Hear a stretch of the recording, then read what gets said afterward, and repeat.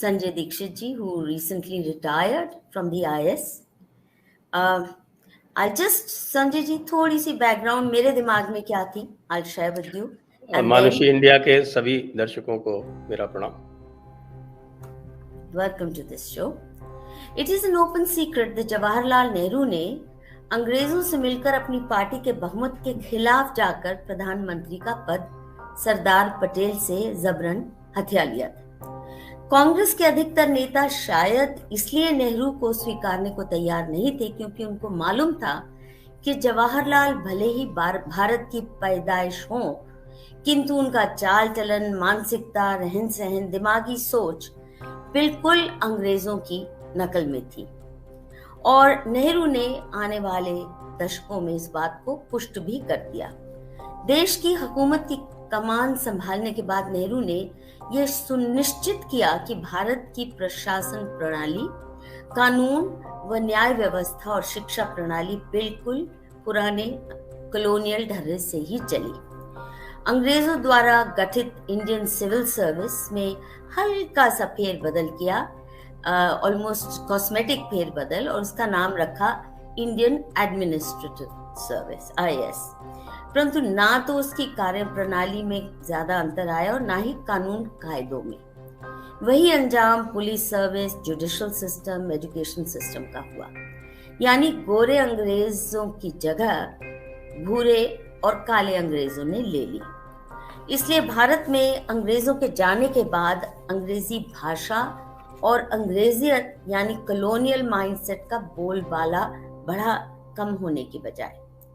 क्या ये एक मुख्य कारण है भारत में जो failure of administration, failure of governance की बात बहुत जोर शोर से, या it's one of the biggest complaints that Indian people have against their government. और इन्हीं सवालों पे आप संजय दीक्षित जी, आप अंदरूनी से खूब जानते हैं. हम तो बाहर से भुगतते हैं सरकार को और सरकार के कार्यकलापों को. आपने तो अंदर से भी भुगता है. और मैंने जो सुना है आपके बारे में बड़ी चर्चाएं कि you were not one of those docile bureaucrats who took it lying down or lying low. You gave it apparently as good as you got, as you do even now. तो हमें बताइए कि आपके निगाह में, first question, is politics in command or the bureaucracy? And how do you define what ails the Indian bureaucracy? First question first, you said that whether politics is in command or bureaucracy. On that point, I have no hesitation that politics is in command. उसमें कोई problem नहीं है ये कहने में कि politics command में नहीं है. पॉलिटिक्स ही कमांड में है. और पॉलिटिक्स हो या आपकी कोई पॉलिटिक्स से लेके, गवर्नमेंट से लेके, किसी आपके प्राइवेट कंग्लोमरेट हो, चाहे वो मल्टीनेशनल हो, और चाहे वो एक शॉपिंग मॉल हो, और चाहे एक कोई बड़ी शॉप हो, बड़ा किराना स्टोर हो, ब्यूरोक्रेसी तो आपको हर जगह मिलेगी. ये कहना, कई बार लोग कहते हैं ना, get rid of bureaucracy, get rid of red tape, throw out bureaucracy, do this do that. That's something that can never happen. वो हो ही नहीं सकता. जहां भी किसी भी फॉर्म की गवर्नेंस है, ब्यूरोक्रेसी तो होगी. अब उस ब्यूरोक्रेसी को आप किस तरह का बनाते हैं, उसका बहुत बड़ा एक उत्तरदायित्व, उसकी जिम्मेदारी और उसकी, जिसको कह सकते हैं एक कर्तव्य जो है, जो बॉस है उसका होता है. लेकिन आपने आरंभ में ही प्रकट कर दिया कि बॉस तो भूरा अंग्रेज था, ही वाज अ ब्राउन साहब. तो ब्राउन साहब ने जिन परिस्थितियों में टेक ओवर किया भारत की पूरी व्यवस्था को, और एक तरह से हमारा जो कॉन्स्टिट्यूशन है वो भी पूरी तरह से उस कॉलोनियलिटी को रिफ्लेक्ट करता है, उसी माइंडसेट को रिफ्लेक्ट करता है. और हम केवल ब्यूरोक्रेसी की जब बात करते हैं तो मुझे लगता है कि ब्यूरोक्रेसी से भी अधिक क्वालिफाइड जो है वो हमारी जुडिशरी है. और जो हमारी पॉलिटिक्स है वो एक अजीब तरह का हाइब्रिड मिक्सचर है, जिसको ये पता ही नहीं कि भाई देश को किधर ले जाना है, क्योंकि नेहरू जी ने इस तरह की एक विचारधारा डाल दी जो अलग अलग इंटेंसिटी से जो अलग अलग गवर्निंग पार्टीज हैं वो उसको करती हैं। आज भी हो रहा है। मैं कहता हूँ ना कि साहब की जैसे प्रेजेंट पार्टी के बारे में कितनी बार कह दिया कि साहब की ये नेहरू जी को तो खूब उल्टा सीधा बोलते हैं, नेहरू जी की खूब निंदा होती है, लेकिन नेहरूवाद को पूरी तरह से पोषित करते हैं। तो जब नेहरूवाद पोषित होगा और नेहरूवाद का जो पर्यायवाची है, जिसको तथाकथित एक मैं कहूँगा कि एक छद्म समाजवाद की जब बात होती है, तो समाजवाद का मतलब ही होता है माई बाप सिस्टम। तो वो जो माई बाप कल्चर जो अंग्रेज अपने उपनिवेशिक हितों के लिए उन्होंने बनाया था, तो जब आपने उसको एक ब्राउन साहब से रिप्लेस किया और ब्राउन साहब ने सीधे सीधे जैसे 1956 का जो अवाड़ी 1955 का जो अवाड़ी अधिवेशन हुआ था कांग्रेस का, जिसमें कांग्रेस ने ऑफिशियली सोशलिज्म को अडॉप्ट किया था और उसके बाद कांग्रेस में टूट हो गई थी और हमारा देश जो था वो सोवियत संघ की अंधी नकल पर चल निकला था। सोवियत संघ क्या था? सोवियत संघ was a paradise of bureaucracy.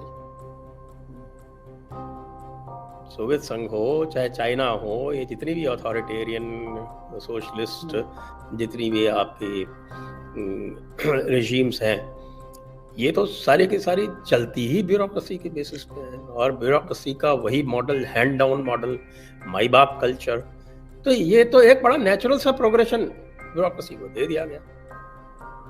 तो इसलिए ब्यूरोक्रेसी को यदि आप कहते हैं कि आज भी मैं क्वालिफाइड क्यों है, तो इसके लिए आप ब्यूरोक्रेसी को तो मुझे नहीं लगता कि आप इसको जिम्मेदार ठहरा सकते हैं। और ये फिर एक सेल्फ परपेचुएटिंग, जिसको बोलते हैं जो सेल्फ परपेचुएटिंग सिस्टम होता है, वो उस तरह से बन जाता है कि फिर ब्यूरोक्रेट जो है वो पॉलिटिशियन को फीड करता है, पॉलिटिशियन ब्यूरोक्रेट को कमांड करता है, वो दोनों एक दूसरे के हित साधने में लग जाते हैं। इसीलिए आप ये देखेंगे कि आप इतना परिवर्तन हो गया, लेकिन जो हमारा एजुकेशन सिस्टम है, जो उसमें कोई भी परिवर्तन नहीं हुआ, तो ये सारे के सारे ब्यूरोक्रेट्स आते कहाँ से हैं? उसी एजुकेशन सिस्टम से ही तो आते हैं ना।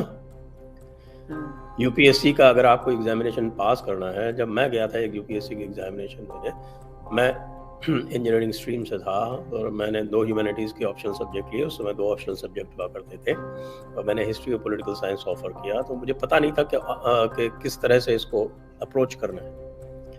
Of course as engineering students या जो भी साइंस के स्टूडेंट्स हैं, they know very well how to crack exams. उनको एग्जाम क्रैक करने की आर्ट आती है। तो नेचुरली तो मैं to find that out I went to Delhi और वहाँ पे मुझे बताया गया कि साहब कि आप अगर हिस्ट्री को आपको अच्छे मार्क्स डाले हैं तो आपको जो मार्क्सिस्ट वर्जन ऑफ हिस्ट्री है उस पर कॉन्सेंट्रेट करना पड़ेगा। I am talking of 84 85। अभी भी वही है। तो अब तो आप क्या है, आप 2 व्यूज लिख सकते हैं। अगर खाली इंडिक व्यूज लिखेंगे तो मार्क्स नहीं मिलेंगे, लेकिन 2 व्यूज लिखने पे मार्क्स मिल जाते हैं। उस टाइम पे तो you had to give only 1 view. तो जब आप उस सिस्टम से निकल के आते हैं, उसी तरह की चीजें इम्बाइब करते हैं, उसी चीज की चीजें जिसको कहते हैं you chew that cud, then whatever cud you are chewing, ultimately the milk that you are going to give is going to come out of that. तो इसलिए ब्यूरोक्रेसी को अकेले ब्लेम करना मेरे विचार से उचित नहीं है। पूरा का पूरा जो सामाजिक परिवेश है, जो राजनीतिक परिवेश है, वो उसके लिए उत्तरदायी है। और फिर एक बार आप सिस्टम में घुस गए, तो सिस्टम में घुसने के बाद जो ब्यूरोक्रेसी जो हमारे यहाँ जिस तरह से उनके जो है अनलिमिटेड प्रोटेक्शंस की जो उनके पास है, और एक ये उनको एक ये सिंगल एग्जामिनेशन सिंड्रोम भी होता है, क्योंकि जिंदगी में अगर आपने ये एग्जाम पास कर लिया, एक एग्जाम पास कर लिया, उसके बाद फिर आपको कोई एग्जाम पास नहीं, आपको सिर्फ then you have to find out कि भाई हाउ टू गेट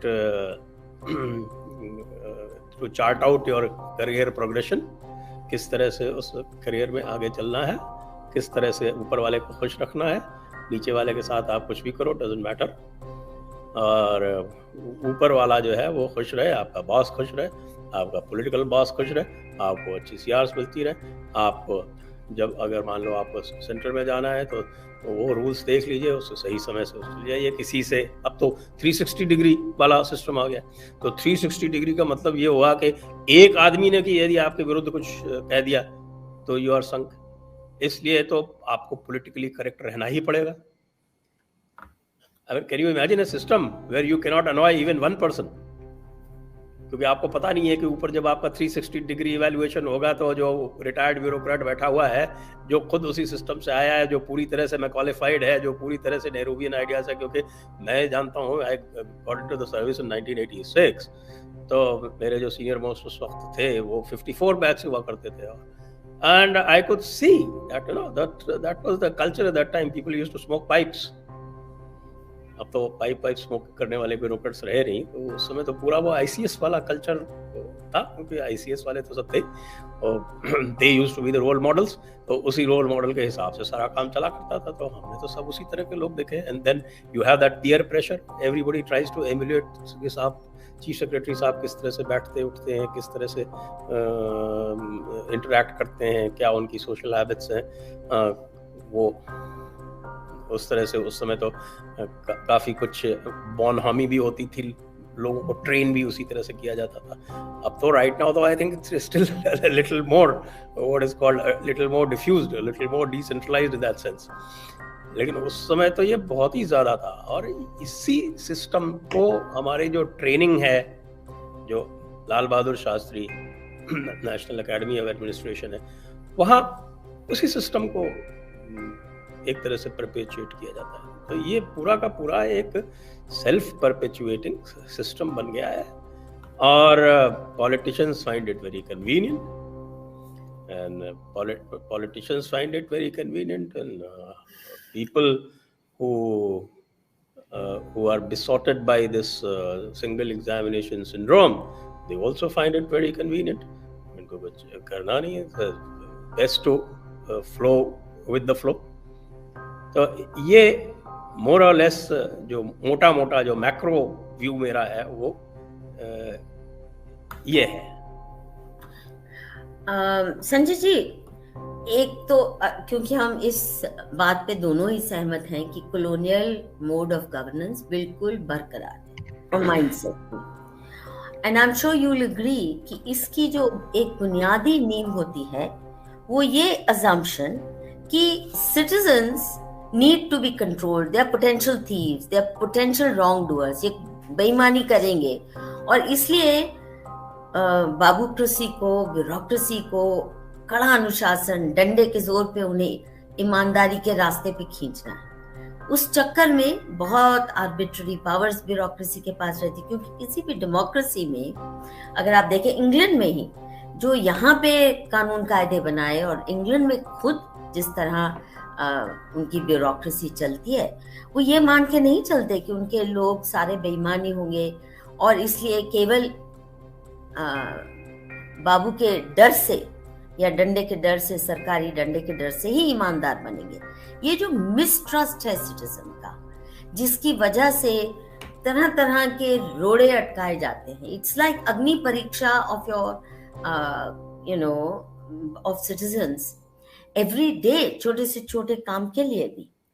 तो ये जो टाइट कंट्रोल की, मिसट्रस्ट की मेंटालिटी है हर चीज में, सरकार नोज बेस्ट, माई बाप, you use the right word, my बाप knows best. So permission raj, licence permit raj, inspector raj, raid raj, कुछ वो कम होना शुरू हुआ था 1991 के इकोनॉमिक रिफॉर्म्स के बाद, बट नए रूप में अब फिर से आ गया लगता है, जीएसटी के माध्यम से और तरह तरह के जो नए और डूज एंड डोंट्स लगा दिए गए हैं।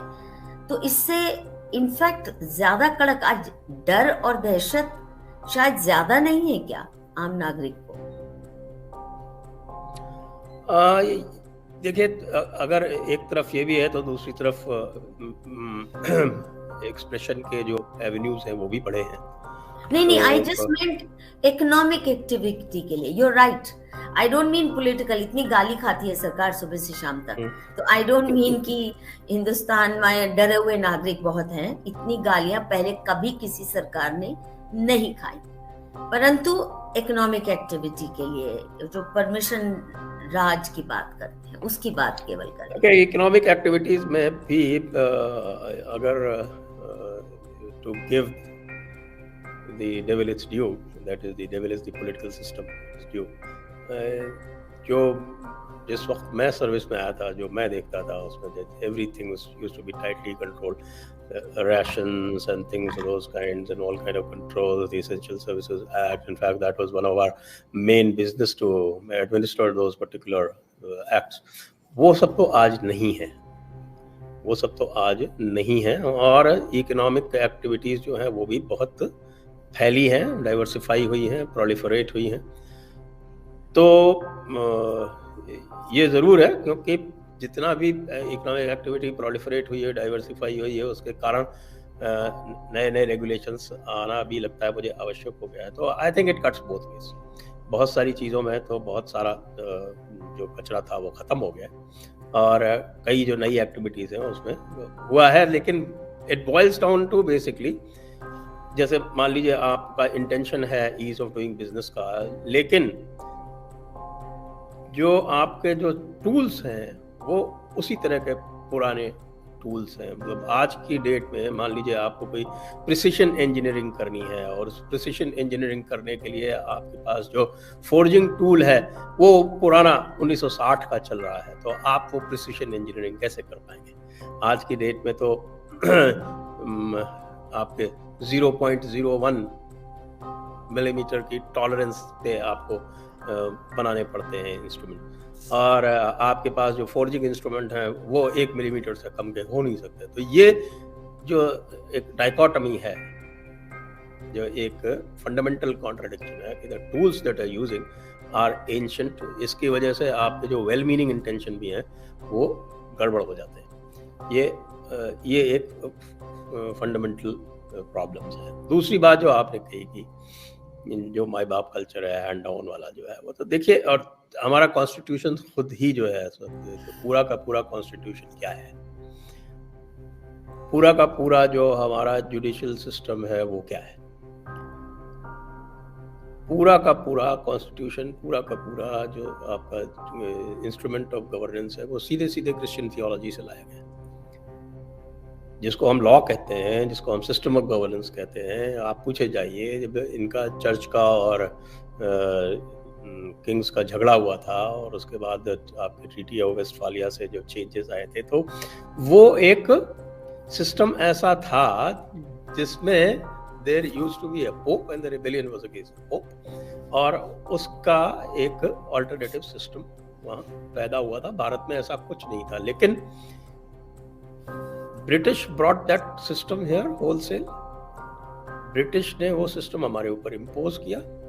आपने डिस्टिंक्शन लगाया कि ब्रिटिश जो है अपने यहाँ ये नहीं करते, ब्रिटिश यहाँ करते हैं, that is because of the Christian world view, क्योंकि पूरा का पूरा जो सिस्टम है, जो क्रिश्चियन थियोलॉजी है, वो क्या कहती है? क्रिश्चियन थियोलॉजी कहती है कि भाई God has divine rights over man. तो गॉड का एजेंट पहले बन गया चर्च, फिर जब चर्च के खिलाफ रिबेलियन हुआ, एनलाइटनमेंट वैल्यूज आई, तो उसके खिलाफ हुआ, तो फिर वो बन गया किंग, तो वो डिवाइन राइट्स को एडमिनिस्टर करने का राइट हो गया किंग का। बाद में जब ये फर्दर डेवलपमेंट्स हुए, आपके स्टेट आई, दी सो कॉल्ड डेमोक्रेटिक स्टेट, तो state replace the king, but state also has divine rights. अब वो पूरा का पूरा अगर आप उसको क्रिश्चियन थियोलॉजी पर्सपेक्टिव से देखिए, तो Christians administering Christians is very different from Christian administering non Christians, क्योंकि वो तो थियोलॉजी में लिखा हुआ है कि ये लोग तो जो हेदन्स हैं, ये तो जाने वाले ही हैं आपके जहन्नुम में। they are destined towards hell.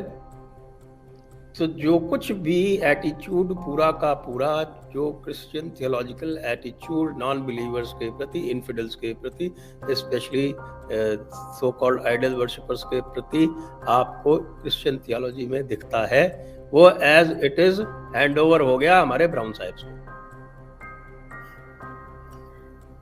और वो एटीट्यूड जिसको हम माई बाप कल्चर कहते हैं, एक अच्छा, this is not what I would call it is something done consciously, unconsciously it is very much there, and I see that in the attitude of most of my colleagues, and they're not even able to distinguish it. वो इसको distinguish कर ही नहीं सकते, क्योंकि कभी उनको ना तो उनको अपने धर्म का ज्ञान है, ना कि दूसरे के मजहब का ज्ञान है। तो वो इसको डिस्टिंक्शन करने में बिल्कुल उनके one should say it's beyond their comprehension, it's beyond their world view. ये एक ऐसा नेचुरल प्रोग्रेशन हुआ है। I think this is the greatest success of Macaulay, that what he said at that time, जब उसने मैकॉले के minutes लिखे थे, उसमें लिखा था कि we want to bring in a class that would be mediate between us and the people whom we govern, and who would be by birth Indian but by taste, by culture would be English. So I think this is the most magnificent example of their success. और इसको call out करके openly जब तक हम नहीं कहेंगे, तब तक ये किसी भी तरह से कोई डिसमेंटलिंग का प्रोसेस भी नहीं शुरू होगा। इसको टिंकरिंग करने से कि साहब कि नहीं पहले ACR होता था, अब हम 360 डिग्री कर देंगे, हम उनको मोर रिस्पॉन्सिव कर देंगे, कुछ नहीं होने वाला है। 360 डिग्री से जानते हैं क्या हुआ है? जो स्टेट्स में लोग हैं उन्होंने सेंटर के लिए अप्लाई करना ही बंद कर दिया। That's right. तो सेंटर में क्या होता है कि वो बाय डिफॉल्ट ऐसे लोग अब वहां जा रहे हैं जिनको ग्राउंड का एक्सपीरियंस कम से कम है, और जिनका कोई स्टेक भी नहीं है, जिनका कोई विशेष स्टेक भी नहीं है आपके सेंट्रल स्टाफिंग स्कीम में या गवर्नमेंट ऑफ इंडिया में। कोई भी जो आपके मान लीजिए रेलवे सर्विस का आपने उसको जॉइंट सेक्रेटरी बना दिया, तब तक तो ठीक है, उसको दिल्ली में रहना, वो जॉइंट सेक्रेटरी बन गया आपके। But what would be his ambition, first ambition? To get a position in the railway board or to become a secretary to government of India? आप बताइए।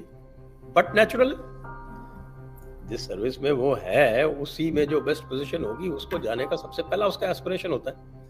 तो आपने कुछ लोगों को तो आपने डबल ऑप्शंस दे दिए और कुछ लोगों से सिंगल ऑप्शंस भी विड्रॉ कर लिए, और ये जो मोस्ट स्टूपिड 360 डिग्री सिस्टम करके इसको ऐसा आर्बिट्रेरी कर दिया कि वही जो मैकॉले पुत्र हैं, जो रिटायर्ड ब्यूरोक्रेट्स जिनको आपने वो 360 डिग्री सिस्टम एडमिनिस्टर करने के लिए लगाया है, वो तो सबसे बड़े मैकॉले पुत्र हैं।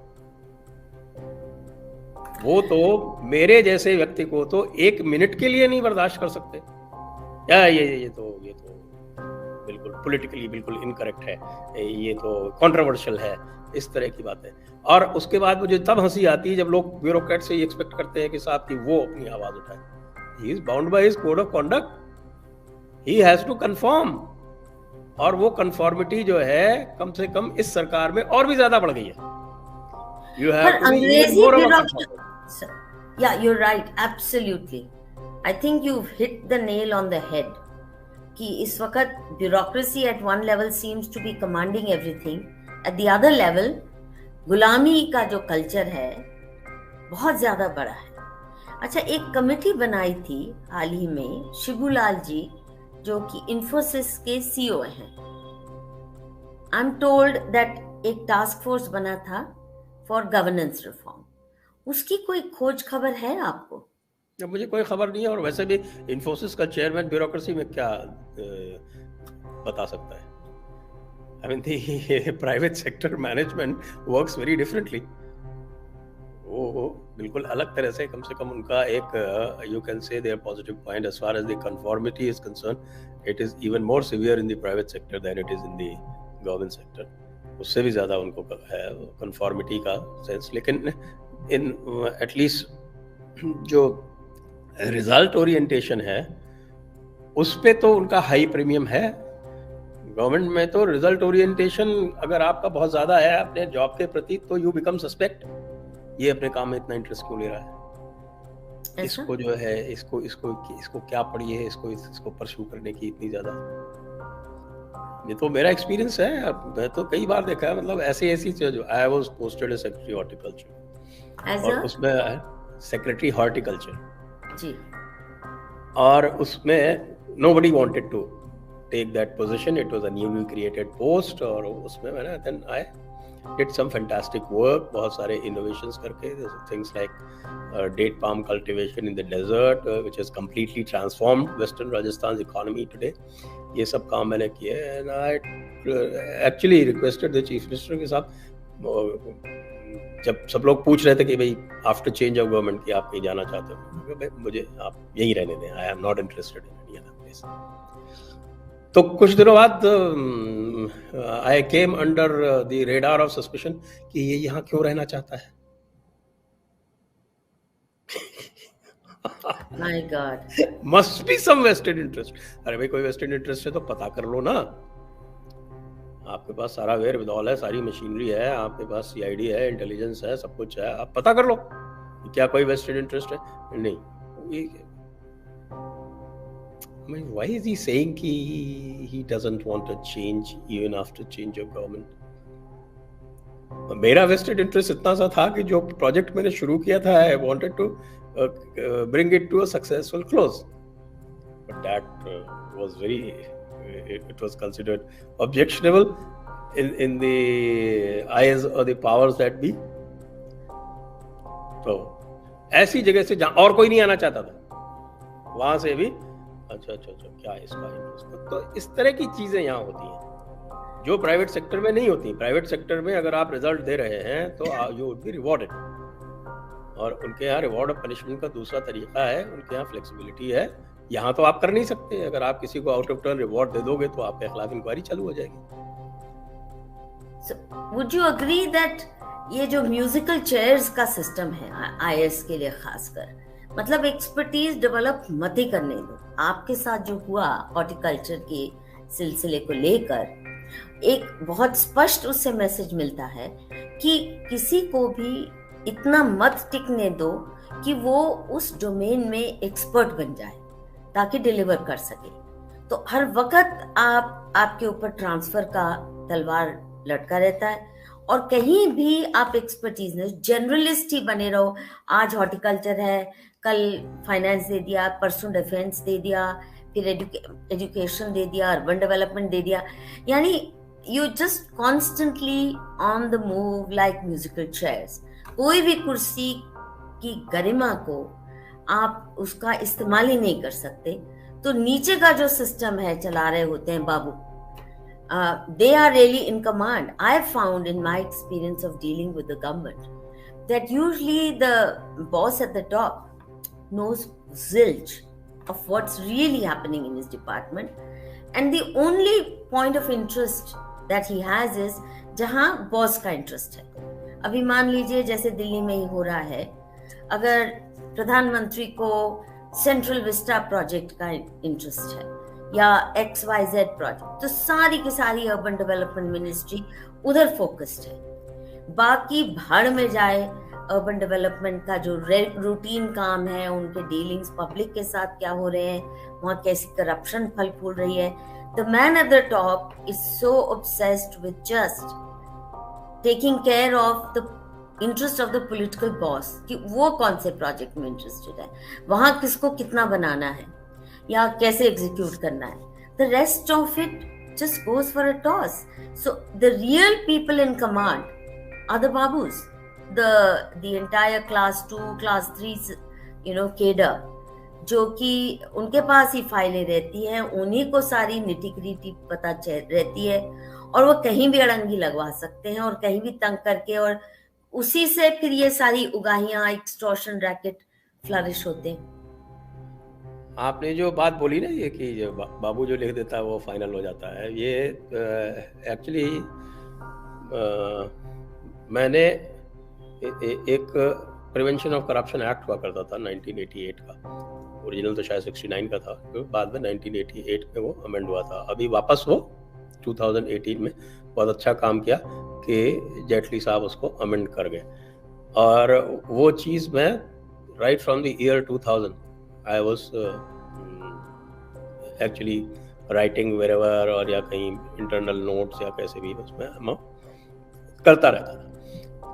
उसमें तो एक क्लॉज हुआ करता था, आई थिंक सेक्शन 13B2, इस तरह से सेक्शन 13(1)(b)(2। तो सेक्शन 13(1)(b)(2 में ये था कि any officer, any government officer was liable for proceedings under the Prevention of Corruption Act if he benefited anybody, or the after a lot of judicial pronouncements और उसका जो कुछ होता है उसका, तो वो that got widened so much कि anything that you did for the public could easily be considered to having benefited somebody, क्योंकि आप वैसे तो आपको बताया जाता है कि भाई आपका काम पब्लिक को बेनिफिट करना है, लेकिन आप कोई भी काम अगर थोड़ा सा भी आउट द वे जाके पब्लिक को बेनिफिट करने के लिए करें तो anybody could fix you. So much so. Could you explain मैं this? बता रहा हूँ आपको, सुना रहा हूँ। हाँ, जरा समझाइए, क्योंकि ये बड़ी अनोखी एक बात है। धैर्य रखे पूरा just started the topic. जी। जैसे मैं एग्जांपल आपको देता हूँ। एक एग्जांपल है कि साहब के एक मान लीजिए आपके पास कोई अच्छा सजेशन आया, साहब हम कोई ऐसा काम करना चाहते हैं, इसको आप हमें अलाउ कर दें, हम आपसे कुछ नहीं मांग रहे, we only need your permission कि हम यहाँ पे अपने पैसे से एक इरिगेशन चैनल यहाँ पे बनवा देंगे, प्राइवेट लैंड है, उनसे हमने सबसे बात कर ली, हम आपसे कुछ नहीं मांग रहे, हम बस ये चाहते हैं कि साहब कि जो आप प्रेशराइज्ड इरिगेशन सिस्टम जो आप दूसरों को सप्लाई करते हैं वो हमको आप उसी रेट पे दिलवा दें। तो बाबू जो उसकी आदत होती है उसने वो लिख देता कि नहीं नहीं ये उचित नहीं है, क्योंकि ये जो स्कीम के जो गाइडलाइंस हैं उसमें फिट नहीं होती। अच्छा, अब मान लीजिए आपके पास वो फाइल आती है और आप उसमें ये सजेस्ट कर देते हैं कि नहीं भाई इसमें ये पब्लिक बेनिफिट का काम है और इसमें गाइडलाइंस में रिलैक्सेशन देना उचित है, जिसकी पावर सरकार के पास है, तो under such and such clause we could relax the guidelines and supply them the equipment at the same rate that we supply to the normal farmers.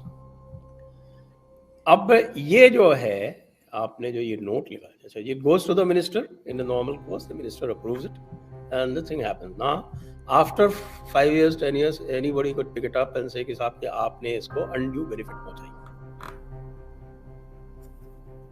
or you become liable to be prosecuted under the Prevention of Corruption Act. क्यों?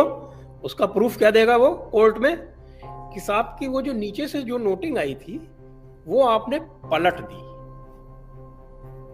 इसलिए आपका जो motive है वो suspect है। And courts being what they are, वैसे भी poor fellows are so overburdened specially at the lower level के बस पता चला साहब तो नप गए। जैसे एग्जांपल कोल वाला जो एग्जांपल है आपका, जो पूरा का पूरा जो कोल स्कैम है उसमें जेल कौन गया? Prime minister Manmohan Singh in charge थे उस डिपार्टमेंट के, कोल मिनिस्ट्री के, वो तो नहीं गए। Siddharth Behura, Secretary Government of India, who had an impeccable reputation, he was sent to jail, and actually the courts actually convicted him. What was his fault? He implemented the cabinet order. अब आप मुझे ये बताइए कि किसी secretary को cabinet से एक ऑर्डर आता है, कैबिनेट डिसीजन आता है, आपको पता है ना कैबिनेट डिसीजन कैसे आता है? बिल्कुल अलग से एक उसका एक छपके और वो मोटे कागज पे ऐसे करके वो कैबिनेट डिसीजन आता है। It is supposed to be sacrosanct.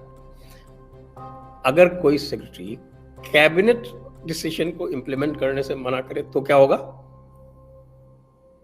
Indiscipline, और उसने इंप्लीमेंट किया cabinet decision which is supposed to be his job, तो उसको टांग दिया गया। मनमोहन सिंह को कुछ नहीं हुआ।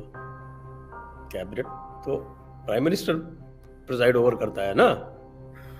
कैबिनेट ने, कैबिनेट नोट लिखा गया। कैबिनेट नोट लिखने के पहले एक इंटर मिनिस्ट्रियल ग्रुप था, आप तो जानते हैं गवर्नमेंट ऑफ इंडिया में कैसे काम होता है। वो उन्होंने अपने इतने सारे बना रखे हैं प्रोटेक्शन मैकेनिज्म कि कोई भी व्यक्ति अकेला निर्णय नहीं लेना चाहता। क्यों नहीं लेना चाहता? इन्हीं कारणों से नहीं लेना चाहता। तो मैं जेटली जी की तारीफ इसलिए कर रहा था कि 2018 में उन्होंने ये जो इस तरह के जो क्लॉजेस थे वो हटा दिए, और उन्होंने जो फोकस इस पे रखा कि जो डायरेक्ट ब्राइब लेते हुए पकड़ा जाए उसको, और ब्राइब गिवर को भी उसमें पार्टनर बना दिया। पहले ब्राइब गिवर के खिलाफ आप कुछ नहीं कर सकते थे, वो उसको ज़्यादा से ज़्यादा 120B में कर सकते थे, that used to be very weak. तो वो उन्होंने उसमें चेंज किया, और उन्होंने ये बिल्कुल पक्का कर दिया कि भाई कोई भी आप सरकारी काम कर रहे हैं तो उसमें बगैर आपकी जो अपॉइंटिंग अथॉरिटी है उसकी परमिशन के बगैर आपके खिलाफ FIR भी दर्ज नहीं हो सकती, इन्वेस्टिगेशन भी शुरू नहीं हो सकता, you have to take permission. जैसे अभी समीर वानखेड़े के खिलाफ कर रहे हैं ना ये लोग कि हम इनके खिलाफ करप्शन का केस करेंगे, ये इनको मुझे लगता है कि they are still under the impression कि वो पुराना वाला लगता है, इन्होंने पढ़ा नहीं होगा नया prevention of corruption act, they can't do it. उसका जो ऑफिशियल काम कर रहा है, जो ऑफिशियल काम में यदि कुछ कोई भी गड़बड़ है, कैसी भी कुछ भी है, they have to seek permission from the appointing authority. They can't just go about like in the manner that they are doing. तो ये अब प्रोटेक्शन है लोगों के पास, लेकिन आदतें वही पड़ी हुई हैं। आज भी कोई भी गवर्नमेंट का, किसी भी मिनिस्ट्री का डिसीजन गवर्नमेंट ऑफ इंडिया में बगैर 2-4 inter governmental committees, inter ministerial committees के होता नहीं है। Nobody wants to stick his neck out and take a decision because of this situation. तो इसमें आप, और इसमें क्या होता है कि ब्यूरोक्रेट वैसे ही रिस्क एवर्स होता है बाय नेचर। उसके बाद फिर आपने उसको एक्सक्यूजेस दे दी तो उसको और भी मजा आ गया। So basically what you call है, जिसको कहते हैं ना कि फाइल पुशर, तो वो फाइल पुशर बन जाता है। आज की डेट में क्या हो रहा है, आज की डेट में इतना जबरदस्त ओवरसाइट है PMO का कि जब साहब के वहां से निर्देश आया, आप जरा सा भी इधर से उधर हुए तो अगले दिन ट्रांसफर। तो bureaucracy is, let's put it this way, bureaucracy by training is British, then because by training it is British and the system is based on Christian theology, then it is incumbent upon it to look down upon the heathens. तो भाई British bureaucracy वो तो Christian हैं और Christian को rule कर रहे हैं। यहाँ पर आप मेंटली क्रिश्चियन हैं और नॉन क्रिश्चियंस को रूल कर रहे हैं। तो आपकी एटीट्यूड तो वही होगी ना जो कि क्रिश्चियन की bye training bye theology non Christian की तरह होती। तो दैट इज वन। उसके बाद फिर आपका जो है ये तो हो गया by, you can say by tradition, then by training. By training आप उस तरह के बन गए, देन पूरा का पूरा जो सिस्टम है वो इस तरह का है, वो आपको वैसे ही रिस्क अवर्स बनाता है। तो system makes you risk averse, और उसके बाद फिर जब फंक्शनिंग की बात आती है तो फंक्शनिंग में there is a premium on avoiding risks. तो इसलिए ब्यूरोक्रेसी को जो आप फाइल पुशर्स कहते हैं ना कि साहब इधर से उधर कर दी, उधर से उधर कर दी, उधर से उधर कर दी, वो इसके बेसिक कारण ये है।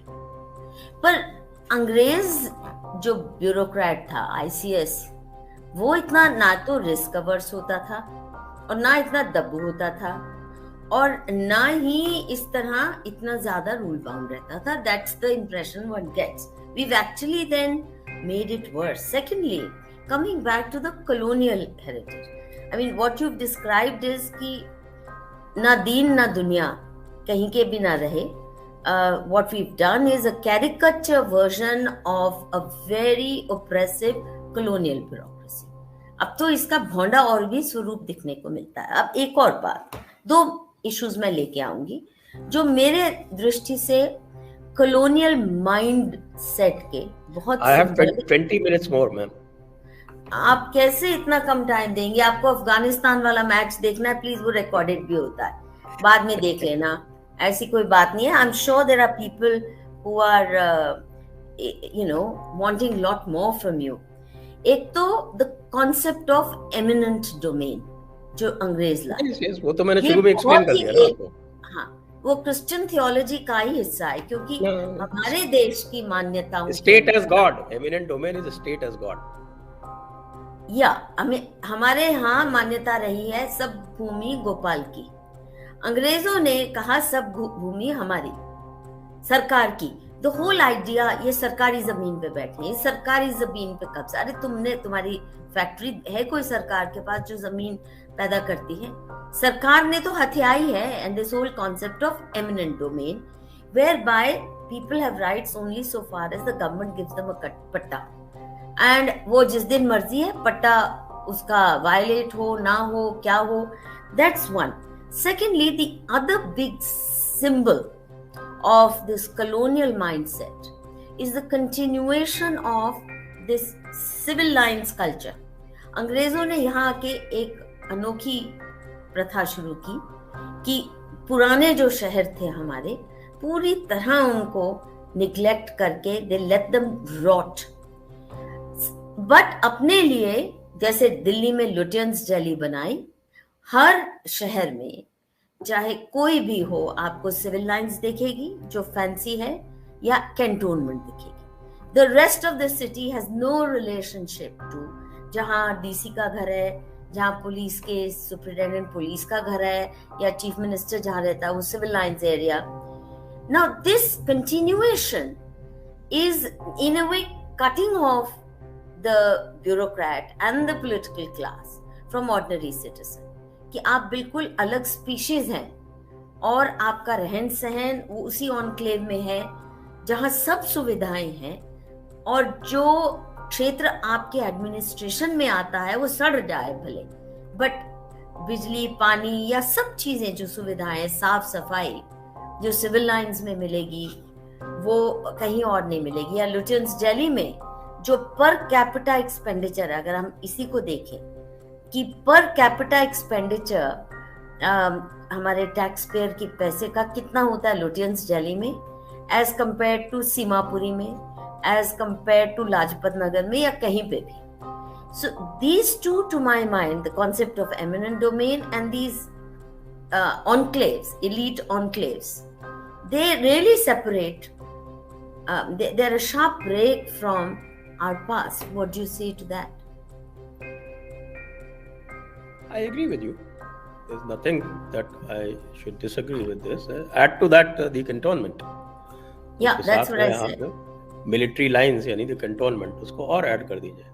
हाँ, मैंने किया था. तो वो जो eminent domain के ही दोनों पार्ट हैं, और चूंकि these people reflect the God's will, so they are entitled to these special privileges. वो जो सेंस ऑफ एंटाइटलमेंट है आपके ब्यूरोक्रेट्स में, वो यहीं से आता है, comes from this only. अच्छा, ये बताइए, ये जो मकॉलेआइट ब्यूरोक्रेसी है, एक्चुअली इट्स अ कैरिकेचर. अब ये भी नहीं कह सकते मकॉलेआइट बहुत ही टिमिड भी है और बुली भी है. It's a strange combination. तो मैं आपको एक एग्जांपल देता हूँ. हमारे एक बहुत पुराने एसपी हुआ करते थे, पद्मश्री नारायण सिंह. वो जिसको बोलते हैं क्या, जो रियासत वाली जो पुलिस थी उसमें से आए थे, और वहां से चल के और एसपी बन के रिटायर हुए थे, पद्मश्री नारायण सिंह. तो जब मैं नया आया था तो वो मेरे संपर्क में आए, तो वो उनके बारे में बड़े किस्से प्रचलित थे. मैंने उनसे पूछा कि साहब आपकी सफलता का राज क्या है? कहूँगा सफलता का राज तो बहुत आसान है कि जो बॉस हो, जो नेता हो, आप उसके सामने चंपी बजाओ और बाकी लोगों के जूत मारो। यदि आप उनकी सफलतापूर्वक चंपी बजा लेते हो तो फिर बाकी दुनिया के जूत मारो। 2 लोगों की, 4 लोगों की तो चंपी करनी है, उसके एवज में 2 लाख 4 लाख लोगों के अगर आप जूत मार सकते हो तो बिल्कुल अच्छी बात है ना। How did you survive in this system? What was your own way of surviving there? Because you're not the kind जो चंपी बजा सकते। मेरे तो झगड़े ही होते रहे बॉसेस से। I am one of the unique people who has never had any problems with the people below me. न कभी कोई पब्लिक से प्रॉब्लम, न कभी कोई मेरे सबऑर्डिनेट से प्रॉब्लम, कभी नहीं, never. All my problems I had with my bosses. So आपकी ACR जो, what were the kind of conflicts? What were the situations that led you to conflicts? One instance I tell you, colorful से. I was managing director of the Small Industries Corporation Limited and वहाँ पे एक, यहाँ पे राजस्थली करके एक बड़ा important showroom हुआ करता था, अभी भी है। तो वो उसके जो है राइट्स ऑक्शन किए जाते थे। तो वहाँ पे एक कोई बंदा था जो बहुत सालों से चला रहा था, तो मैंने एक ऑक्शन, बिल्कुल फेयर ऑक्शन कर दिया, उसमें वो आउस्ट हो गया। Now my boss, the chairman, who was 20 years my senior, he wanted me to postpone that process. Postpone तो कर लेंगे, but then he wanted to cancel the process. Cancel the process. I put my dissent. Said this is not on. पूरा आप देख लो, हमने पूरे fair तरीके से किया। So not only he cancelled it, he also said that the person who carried out the auction should be punished. जिस आदमी ने फेयर ऑक्शन किया, he should be punished. So that I put my foot down. So there was a conflict. उस conflict का नतीजा था वो ये तो था कि भाई उनका भी ट्रांसफर हुआ, मेरा भी ट्रांसफर हुआ।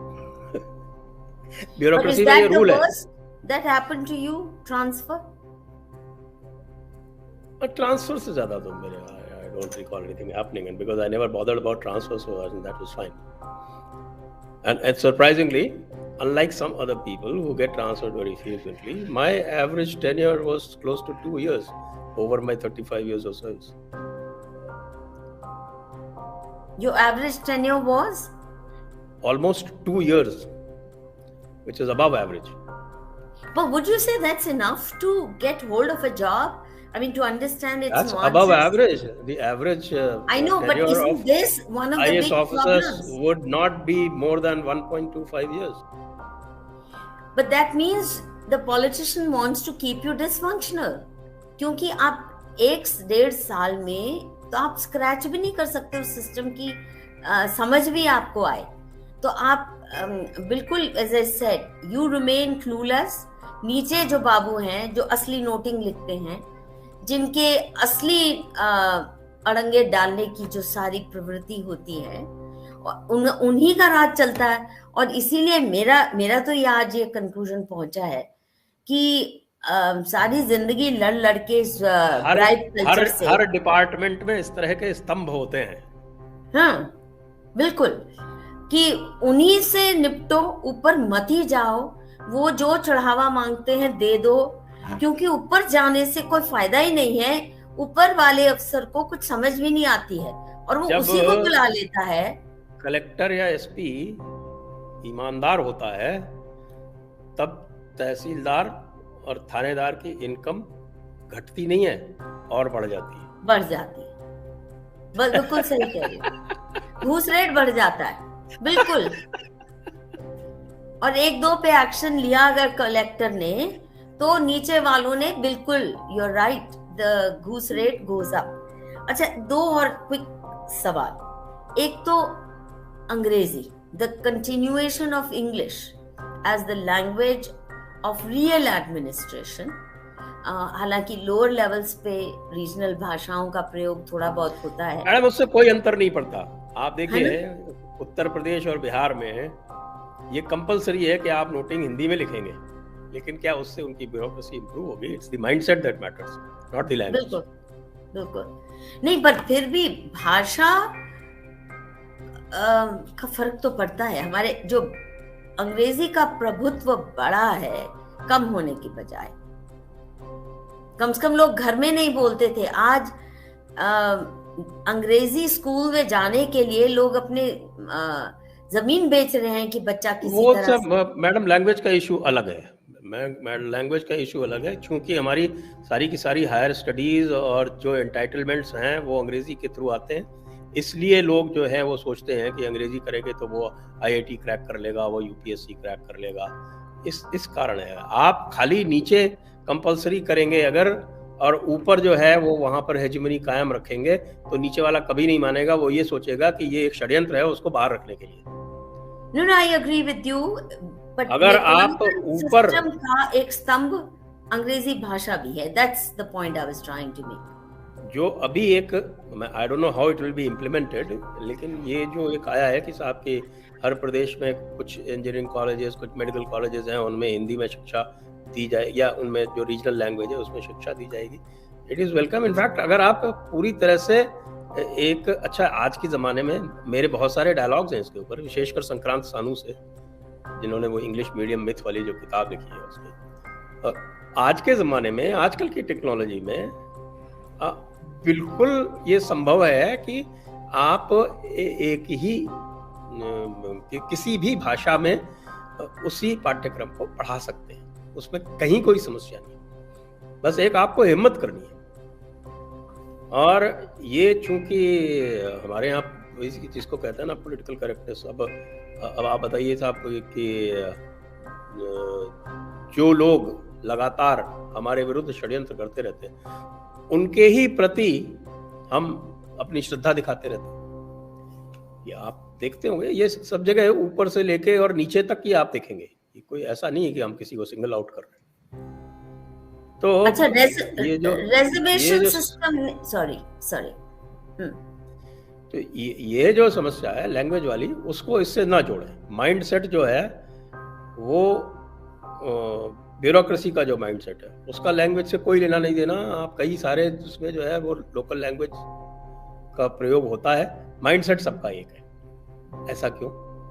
अगर लैंग्वेज का कोई असर होता तो मैं जानता हूँ कि जैसे गुजरात में है, गुजरात में तो सारा काम गुजराती में होता है, नोटिंग गुजराती में लिखी जाती है नीचे से लेकर ऊपर तक। तो या राजस्थान में थोड़ा फ्लेक्सिबल है, जैसे हमारे यहाँ थोड़ा फ्लेक्सिबल है, आप कभी अंग्रेजी में भी लिख दो तो चल जाता है। सम पीपल वुड इंसिस्ट कि नहीं आप हिंदी में लिखें, some people do not insist. Uttar Pradesh में कंपलसरी है, बिहार में कंपलसरी है, वेस्ट बंगाल में अगर आप बंगाली में लिखेंगे नोटिंग तो आपको हीन समझा जाएगा। वहां जब ये प्रयास किया गया था कि बंगाली में लिखवाई जाए तो बाबू डोम ने रिवोल्ट कर दिया था। अब पता नहीं क्या स्थिति में, पिछले 10-15 साल पहले की बात बता। तो ये माइंडसेट जो है वो कॉलोनियल होना, उसका भाषा से मुझे नहीं लगता कोई सीधा संबंध है। सीधा नहीं सही, पर है तो, और क्योंकि फिल्टर होके नीचे आती हैं आइडियाज। हम मान के चलते हैं कि जो अंग्रेजी वाले सोच है वो ही प्रोग्रेसिव सोच है। Now coming back to the next and final question, ये जो रिजर्वेशन पॉलिसी, आरक्षण सिस्टम है, क्या इसने देसीफाई किया हमारी ब्यूरोक्रेसी को कि नई समस्या पैदा कर दी? और ब्यूरोक्रेसी में अंदरूनी जो एक टसल है, लिटरली वॉरफेयर चल रहा है इस वक्त, उसको भी कास्टिफाई करके, और different rules for different people. So in one sense it seems to have made the bureaucracy more fragmented and more internally mutually competitive, putting each other down rather than thinking together to fix systems. Would you agree? No I won't, very simple, क्योंकि जो top bureaucracy है उसने अपने आप को इस समस्या से इंसुलेट कर रखा है। क्योंकि प्रॉब्लम जो है वो रिजर्वेशन से किसी को नहीं होती, प्रॉब्लम जो है प्रमोशन इन रिजर्वेशन से होती है। जब कोई आपका जूनियर जो है वो आपसे ऊपर निकल जाता है, that's what causes the heartburn. तो जितनी भी टॉप ब्यूरोक्रेसी है, ऑल इंडिया सर्विसेज है, सेंट्रल सर्विसेज है, इन सभी में जो सिस्टम ऑफ प्रमोशन है, that is actually system of scale upgradation, it is not strictly promotion. उन्होंने उसका नाम ही प्रमोशन नहीं रखा है, वो screening based upgradation, scale upgradation है। इसलिए there is no promotion, so there is no hard work. जो आपसे जूनियर है वो हमेशा जूनियर ही रहेगा। आपके विदिन आपके काडर में वो तो फिर पोस्टें सबको इधर उधर मिलती रहती है, किसी को कभी अच्छी मिलेगी, किसी को कभी खराब मिलेगी। तो as far as the top bureaucracy is concern, it has successfully insulated itself. मेरा तो ये सजेशन था कि भाई जो नीचे हार्ट बर्न होता है आपके स्टेट सर्विसेज में, दूसरों में, आपने अपने लिए इतना अच्छा सिस्टम बना रखा है तो उनके लिए भी बना दो भाई। नहीं, पर रिक्रूटमेंट में डिफरेंशियल क्राइटेरिया नहीं है क्या? नहीं, रिक्रूटमेंट में डिफरेंशियल क्राइटेरिया है, लेकिन एक बार सब लोग आ जाते हैं तो अगले 35 साल तक सब अपनी अपनी जगह रहते हैं। नहीं, पर आप कह रहे हैं 35 साल 40 साल तक।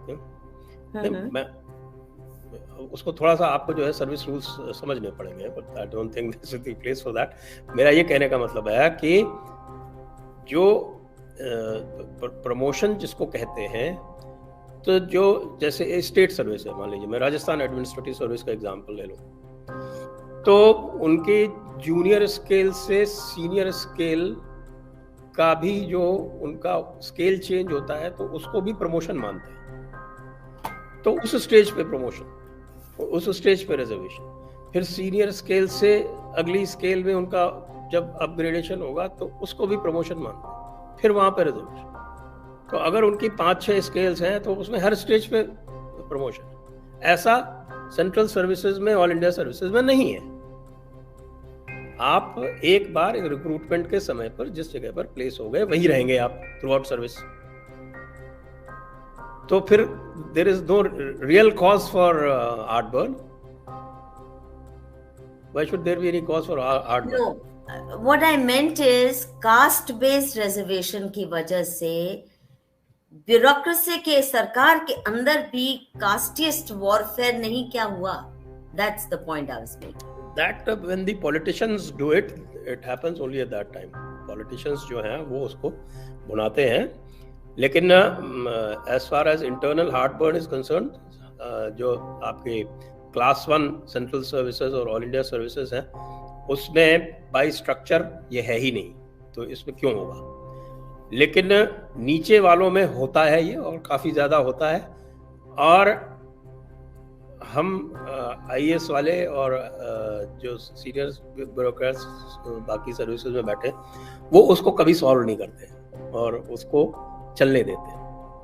तो इसलिए जो है वो आपके नीचे जाके सबऑर्डिनेट लेवल पे बहुत हार्ड बर्न होता है। लेकिन हायर सर्विसेज में तो नहीं होता, क्योंकि प्रमोशन तो आपकी खाली स्क्रीनिंग और स्केल अपग्रेडेशन होता है। It is not called promotion, because it is not called promotion तो आपको ये नहीं हो सकता कि 1 साल आपसे जो जूनियर है वो आपसे ऊपर निकल जाए, 4 साल जूनियर, 5 साल जूनियर आपके हैं वो आपसे ऊपर निकल जाए। ऐसा आईएएस, आईपीएस और सेंट्रल सर्विसेज में नहीं होता। Your concluding comments on how, if you had the power, आप क्या सुधार, किस तर्ज में सुधार लाते? The bureaucracy cannot be reformed all by itself. You need omnibus reforms. आपको बहुत सारे रिफॉर्म्स करने पड़ेंगे। आपको अपना एजुकेशन सिस्टम ओवरहॉल करना पड़ेगा। आपको अपना एजुकेशन सिस्टम ओवरहॉल किए बगैर जो आपने जो अपने गिल्ड्स और सेल्फ लोथिंग आपने डेवलप किए हैं इतने सालों से, और सारा का सारा जो है ये मार्क्सिस्ट नॉनसेंस जो है उसको इम्बाइब कर लिया है, उसको इंटरनलाइज कर लिया, उसको सबको आपको निकालना पड़ेगा। और ये जो पूरा का पूरा आपका जो Christian theology masquerades as your laws and your constitution, उसको भी आपको एड्रेस करना पड़ेगा। एटलीस्ट डिस्कस करके कम से कम क्लैरिटी तो होनी चाहिए। Okay, let's now take some questions if there are any comments। तो काफी सारे हैं। आशीष, मोदी गवर्नमेंट ने प्रूव कर दिया कि basics are flawed. We put IS officers to study tours in foreign countries, then expect them to invoke same Western practices here without Indianizing the practices. ये जो है ना foreign tours और foreign study के लिए जा रहे हैं, गार्बेज मैनेजमेंट के लिए कितनी सैकड़ों टीम्स जा चुकी हैं हिंदुस्तान से, even with in the last 20 years, है ना? और कुछ Yes, but there is in the government there is no policy to utilize the expertise that you obtain on a foreign tour. More often than not, for instance, I went to Israel to learn certain advanced techniques of pressure irrigation, and after I came back, I think within 6 months I was transferred. So what use was that? That all that money that was spent on me was wasted. So ये जो transfer system, would you say this is one of the very key points that actually prevents the bureaucrat from being productive? See, again, I would say this depends on the political executive. If you have a sagacious political executive, I always give the example. In fact, why I am disappointed with Mr. Modi right now is because I've seen him functioning in Gujarat. And one could say that he was almost the ideal chief minister at that time as far as the bureaucracy was concerned.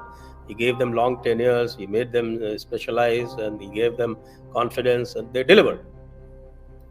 तो वो इसीलिए हो पाया क्योंकि इस तरह का system उन्होंने वहाँ डेवलप किया. वो सिस्टम ये यहाँ दिल्ली में क्यों नहीं डेवलप कर पा रहे हैं, it's beyond me. Crypto Gyan, question, you're right about Gujarat experience. Expertise की कदर करना, सिक्योर टेन्योर देना और अथॉरिटी देना एग्जीक्यूशन में, ये सब किया वहाँ पे, और इसीलिए बहुत तेजी से बदलाव आए इवन इन एग्रीकल्चर, हॉर्टिकल्चर, जिसकी आप बात कर रहे हैं. Crypto Gyan, question, will Babu's revolt if performance-based review system is implemented, if only good performers are promoted, bad ones punished? Also, performance कौन certify करेगा? Just your boss? In that case, you have to be a chamcha of the boss. There have to be other criteria, right? Performance based review system जो है ना, वो अभी जो चल रहा है उसको भी तो यही कहते हैं ना, परफॉर्मेंस अप्रेजल रिपोर्ट, PAR ही तो बोलते हैं उसका. जो आधिकारिक नाम है वो PAR है. But it's actually from your bosses. There's no, see, if for example you appointed a deputy commissioner, you gave him 5 years and you said X, Y, Z, ये 5 चीजें हैं जो 5 साल में तुम्हें यहाँ से यहाँ पहुंचानी है, और फिर आप उस प्रोजेक्ट को जो उसको जिम्मेदारी सौंपी है उसको आप इवैल्यूएट कर सकते हैं कई सारे इंडिपेंडेंट क्राइटेरिया से, नॉट जस्ट हिज बॉस's रिपोर्ट. अभी तो confidential report of the boss, that's all. So एड़ियां घिसो उनके सामने and get a good ACR. Good ACR तो सबको लेनी पड़ती है ना. मिलिट्री में भी यही होता है ना, आप अपने बॉस को नाराज करके थोड़ी आगे बढ़ सकते. पर नुकसान भी है ना उसका, केवल अगर वही एक क्राइटेरिया है. देखिए, ये तो सब जगह है. आप सोचे कि अमेरिका में कोई फुल प्रूफ सिस्टम है, तो वो भी नहीं है. या आप सोचे कि आपके ब्रिटेन में भी कोई फुल प्रूफ सिस्टम, वहां तो it is sine qua non, you have to keep your boss pleased. No, I'm not saying we are permanent civil service of the United Kingdom is the archetype of buttering up. True. No, I just meant performance in terms of actual tasks given and delivered. That's मैं तो ये कहूँगा कि जो system, जो आज तक का जो बेस्ट सिस्टम मैंने देखा है परफॉर्मेंस मेजर और परफॉर्मेंस बेस्ड डिलीवरी का और उसको रिवॉर्ड और पनिशमेंट का, वो मैंने during 12 years of Narendra Modi in Gujarat देखा है. वो टेम्पलेट बनाई जा सकती है, क्यों नहीं बनाई जा सकती? आप बताइए. और ये स्वयं क्यों नहीं बना सकते? That is the template. मैं तो आपको टेम्पलेट दे रहा हूँ और you have agreed. I not only agree, I wrote about it. My whole book was actually about that.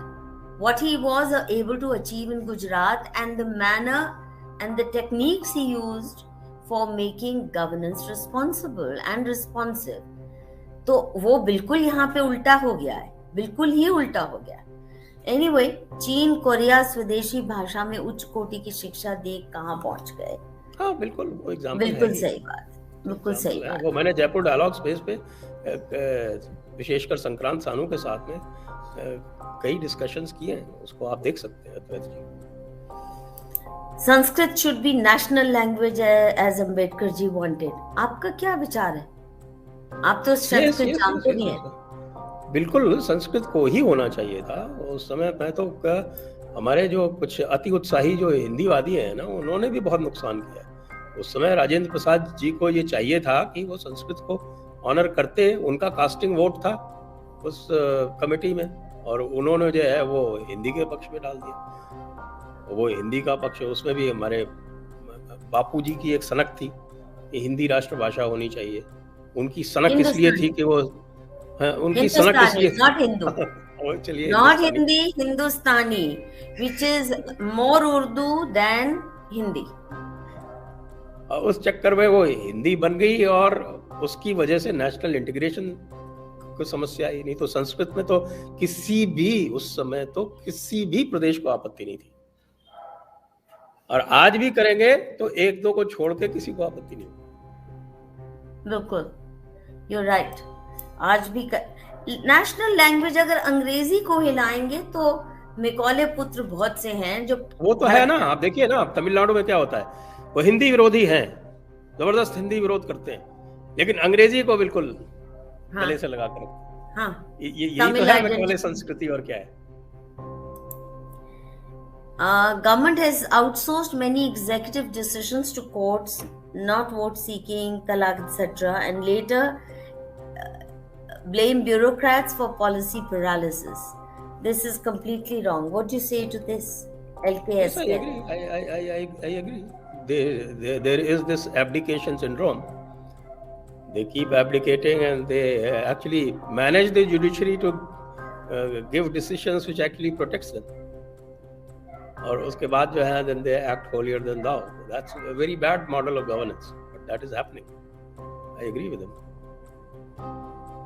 What is the alternative way of governance instead of this failed democratic system like India? Why should Hindus and native people live with guilt feelings where Hindus' stake in governance is diminishing?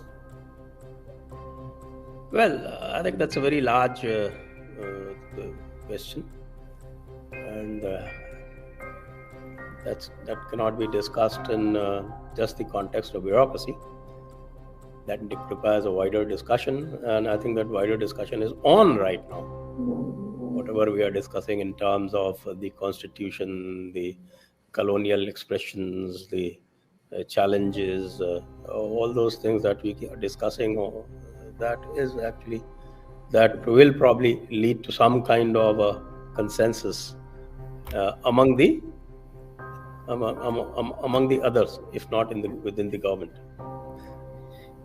Now let's end this with you giving us some funny tidbits about your experience as an IS officer. You know, funny.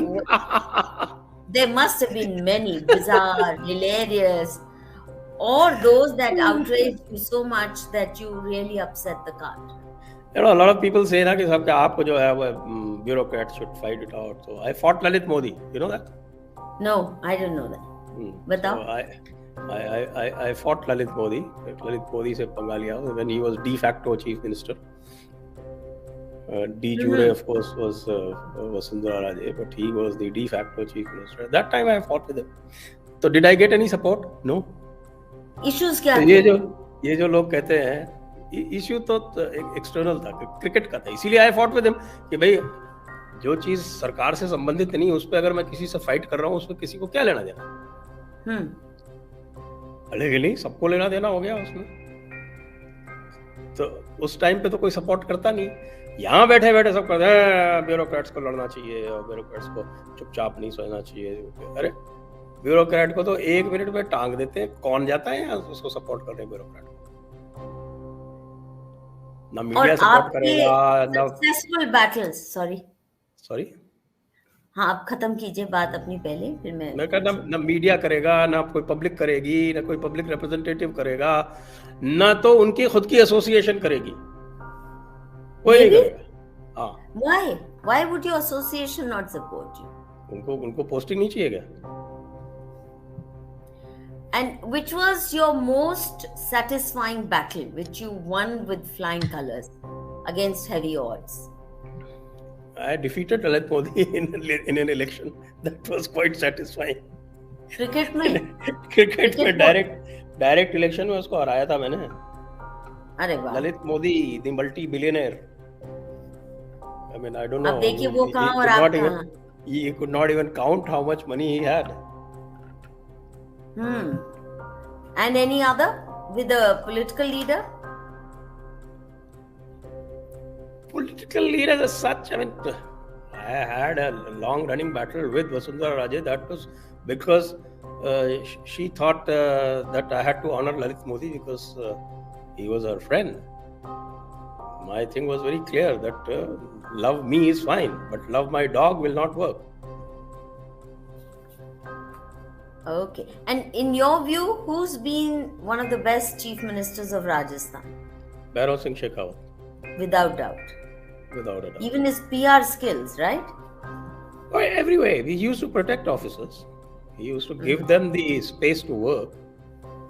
He used to give them the space to. He did not used to throw tantrums. He wasn't unpredictable. So it was very good to work with him. Well, with these words, we'll let you go watch your Afghanistan Pakistan cricket match. Thank you. Thank you for your time. And Thank you. Thank you, Madhuji. Thank you for having me on your channel. thank you. I'm honored. Namaste.